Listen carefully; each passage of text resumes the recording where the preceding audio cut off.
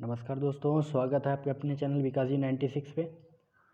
दोस्तों, जैसा कि मैंने कल एक वीडियो अपलोड किया था और उसमें बताया था कि असम राइफ़ल की जो नई भर्ती है वो 11 सितंबर को आउट होगी। तो दोस्तों, भर्ती आउट हो चुकी है और नोटिफिकेशन भी आ चुका है। तो जैसा आप देख रहे हैं, ऊपर में लिखा हुआ है महानिदेशक असम राइफ़ल्स कार्यालय शिलांग, असम राइफ़ल तकनीकी और दस्तकर भर्ती रैली 2021-22। अब दोस्तों, इसमें हम आपको ये बताएंगे, वैसे तो आवेदन 25 अक्टूबर तक लास्ट डेट है, 11 तारीख से लेके आज से। तो इसमें हम आपको ये बताएंगे कि इसमें दोस्तों स्टेट वाइज वैकेंसी रिजर्व की गई है कि आपके स्टेट में कितना सीट है, उस हिसाब से आप अप्लाई कर सकते हैं। किस पोस्ट पे आपके स्टेट में कौन सा पोस्ट कितना है। तो आप देख सकते हैं यहाँ पे कि आवेदन कैसे करें। आवेदन जो है ऑनलाइन के माध्यम से किया जा सकता है और आवेदन शुल्क के लिए ये, अगर आप ऑफलाइन तरीका से शुल्क कटाते हैं तो SBI चालान के माध्यम से ये खाता नंबर है इसका। अनुसूचित जाति और अनुसूचित जनजाति महिला कर्मी, उसके महिला और जो सैन्य कर्मी है जो असम राइफल में सेवारत है या फिर तीनों सेना से रिटायर्ड हैं, एक्सपायर फौजी जिसको बोलते हैं, उन लोगों के लिए कोई चार्ज नहीं लिया जा रहा है यहाँ पे। दोस्तों, मेन बात है कि शारीरिक मापदंड जाँच PST, शारीरिक क्षमता जाँच PT, लिखित जांच के लिए केंद्र PST, PT और लिखित जांच के लिए निम्नलिखित केंद्र पर संचालित होगा। जो PST, PT लिखित जांच के लिए केंद्र और रिपोर्टिंग तिथि ऑनलाइन आवेदन के सफलतापूर्वक जमा करने के बाद असम राइफल की आधिकारिक वेबसाइट एतना पर अधिसूचना के जरिए बाद में सूचित की जाएगी। केंद्र चुनने के लिए विकल्प उपलब्ध नहीं है। दोस्तों, केंद्र जो है एग्ज़ाम सेंटर चूज करने के लिए कोई विकल्प नहीं है। इसके लिए आपको विभाग ही, जैसे कि असम राइफल ही आपको अपना सेंटर चूज करेगी, जो उसमें पहला उसका सेंटर है जो असम में ही है, दीफू पड़ता है असम में। उसके बाद कार्बो आंगलांग पड़ता है असम में। उसके बाद HQ हेडक्वार्टर DGARS शिलोंग में पड़ता है जो मेघालय में पड़ता है। उसके बाद जोरहाट में पड़ता है, सिलचर में पड़ता है। उसके बाद लोखरा तेजपुर में पड़ता है, जहाँ की दोस्तों तेजपुर की लीची को GI टैग है असम का, आप जान रहे हैं। उसके बाद देखिए दोस्तों, इसमें क्या किया गया है कि हाँ, आपका जो जन्म है, उम्र सीमा, सभी उम्मीदवार के उम्र मानदंड निर्धारण के लिए निर्दिष्ट तारीख 1 अगस्त 2021 को 18 से 23 वर्ष होनी चाहिए। ठीक है, उम्मीदवारों का जन्म जो है 1 अगस्त 1998 से पहले और 1 अगस्त 2003 के बाद का नहीं होना चाहिए। उसके बाद जिसको एज रिलैक्सेशन है वो उस हिसाब से कर सकते हैं। जैसे यहाँ पे उम्र में छूट, यहाँ देख रहे हैं दोस्तों, उम्र में जो छूट दिया गया है, अनुसूचित जाति जनजाति को 5 साल का दिया गया है और अन्य पिछड़ा वर्ग का 3 वर्ष का। सेवारत असम राइफल कर्मी 40 साल तक कर सकता है अप्लाई। सेवारत असम राइफल कर्मी अनुसूचित जनजाति 45 साल तक कर सकता है। पूर्व सैन्य कर्मी जो है वो गणना की तिथि को वास्तविक उम्र से सेना की सेवा के घटाने के बाद 3 वर्ष तक कर सकता है। ठीक है, इसी तरह आप देख सकते हैं यहाँ पे पोस्ट का ब्यौरा। हवालदार जो x-ray rifleman, electric fitter signal rifleman, lineman, field rifleman, electrician, mechanic vehicle और राइफलमैन प्लम्बर, राइफलमैन रसोई, राइफलमैन नाई, राइफलमैन पुरुष सफाई वाला। उसके बाद राइफलमैन इंजीनियर, इक्विपमेंट मैकेनिक, हवालदार इंस्ट्रूमेंट रिपेयर मैकेनिक। उसके बाद राइफलमैन उपहोल्स्टर, हवालदार सर्वेक्षक, वारंट ऑफिसर, वेटरिनरी फील्ड सहायक का शारीरिक मापदंड PST इस टाइप से होगा। कैटेगरी या राज्य क्षेत्र, जो गढ़वाली कुमायूं जो पहाड़ी इलाके के लोग होते हैं उनके लिए 1.65 होगा और इन सभी को छोड़कर सभी उम्मीदवारों के लिए 170 सेंटीमीटर होगा। चेस्ट जो है 80 से 85 होना चाहिए और अनुसूचित जनजाति से संबंधित उम्मीदवारों के लिए जो है 162.5 सेंटीमीटर होनी चाहिए और चेस्ट 76 से 81 होना चाहिए। केवल नायब सूबेदार पुल एवं सड़क का मतलब हुआ दोस्तों कि इसमें जो सिविल इंजीनियरिंग से डिप्लोमा किए होंगे वो इस नायब या सूबेदार के पद पे अप्लाई कर सकते हैं। उसके बाद राइफलमैन वाहन मैकेनिक, राइफलमैन इलेक्ट्रीशियन, राइफलमैन, जो इसमें जो भी सारी पोस्ट है ट्रेड वाली पोस्ट है उसके लिए आप अब देख रहे हैं यहाँ पे कि निम्न उम्मीदवारों को छोड़कर, यानी कि गढ़वाल कुमाऊं वाले को छोड़कर सबके लिए 170, महिला 157 और 80 से 85 महिला के लिए कोई चीज सीमा नहीं है। उसके बाद देखिए दोस्तों नीचे क्या लिखा हुआ है, केवल हवलदार, लिपिक और वारंट ऑफिसर पीए के लिए शारीरिक मापदंड, इसके लिए जो है 165 सेंटीमीटर है दोस्तों, और 155 महिला का है, 77 से 82 फुलाकर चेस्ट होना चाहिए। अनुसूचित जाति के लिए 162.5 होना चाहिए अनुसूचित जनजाति के लिए, और 150 महिला के लिए होना चाहिए, 76 से 81 पुरुष का चेस्ट होना चाहिए। उसके बाद यहाँ देख लीजिए दोस्तों, कोविड-19 प्रोटोकॉल के अनुसार ये सारा काम होगा।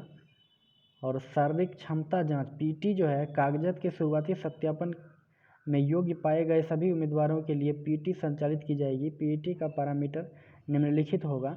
लद्दाख क्षेत्र को छोड़कर अखिल भारतीय यानी ऑल इंडिया पुरुष उम्मीदवारों के लिए 24 मिनट के अंदर 5 किलोमीटर की दौड़ क्वालिफाई करना होगा, जो एसएससी जीडी में होता है, बस उसी टाइप का।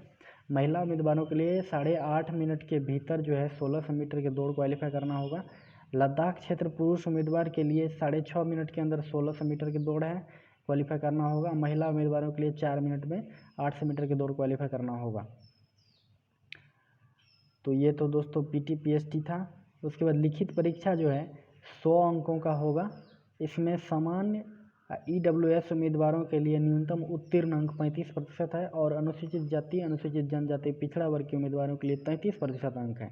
और जिसके पास एनसीसी प्रमाण पत्र अवेलेबल है उनको प्रोत्साहन अंक की अनंतरून से स्वीकृति दी जाएगी, उसे प्रोत्साहन अंक दी जाएगी, कुछ न कुछ मदद किया जाएगा, जिसके लिए उम्मीदवारों को सामान्यकृत स्कोर में जोड़ा जाएगा।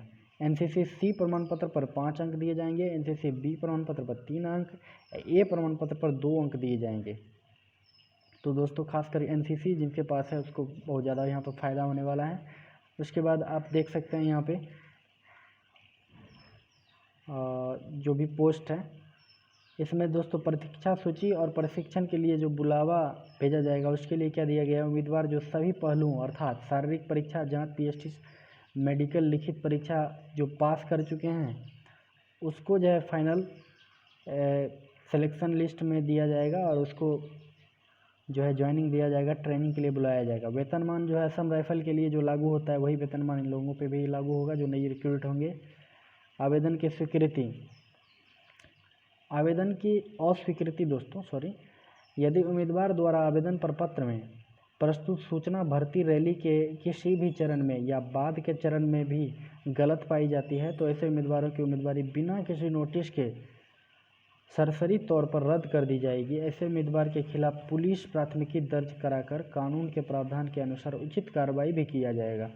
रिक्तियां प्रयोगात्मक हैं, बढ़ाई या घटाई जा सकती है। रिक्तियां जो अधिसूचित है, भिन्नता के अधीन है और विभाग बिना कोई कारण बताए विज्ञापन में बदलाव या इसे रद्द करने का अधिकार रखता है।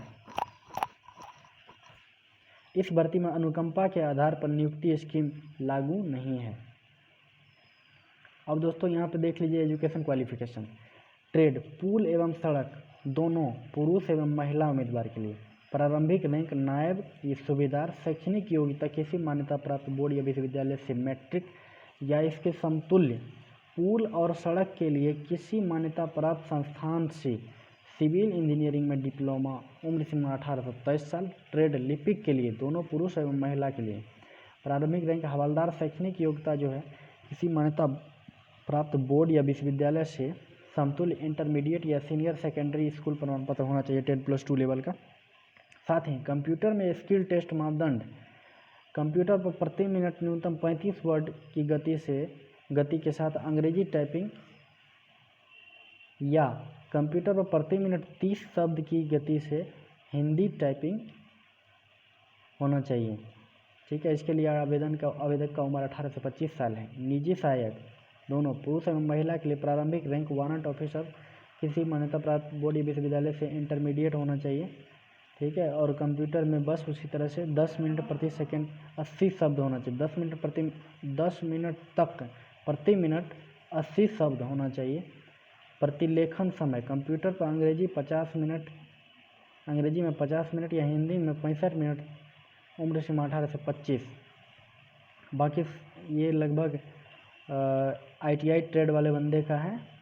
और दोस्तों यहाँ देख लीजिए जो जनरल क्वालिफ़िकेशन, जो जनरल BA या फिर इंटर वाले बच्चे हैं उनके लिए ये हैं।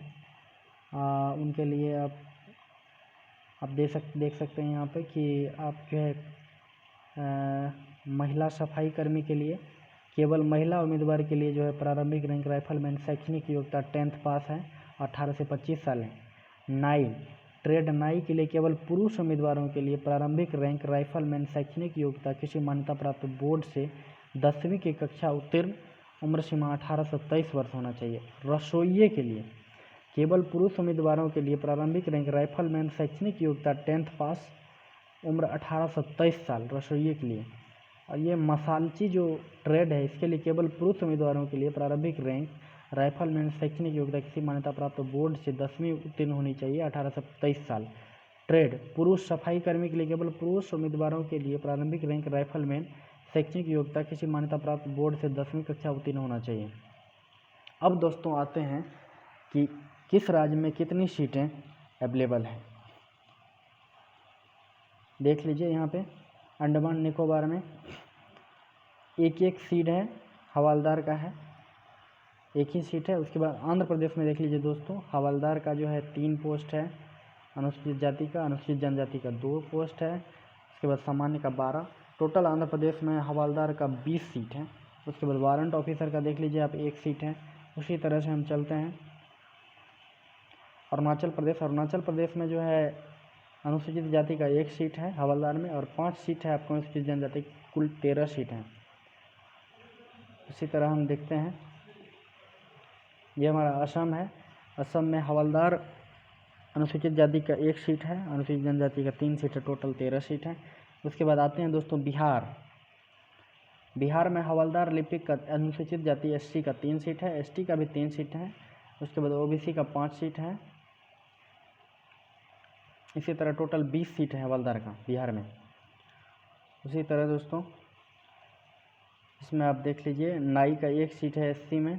उसके बाद ये सीट बिहार में सीट का ब्यौरा है। टोटल बिहार में 91 सीट है।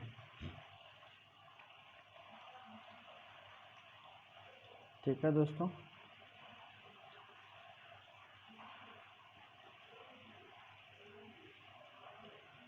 तो ये थे असम राइफल की नई भर्ती और उसके पोस्ट डिटेल्स। तो उम्मीद है दोस्तों आपके समझ में सब कुछ आ गया होगा कि कैसे कैसे आवेदन करना है। आवेदन आप अपने स्टेट से ही कर सकते हैं और आपका मेरिट जो है अंतिम आपके स्टेट लेवल पर ही बनने वाला है। तो वीडियो देखने के लिए धन्यवाद दोस्तों। आवेदन आज से आप कर सकते हैं।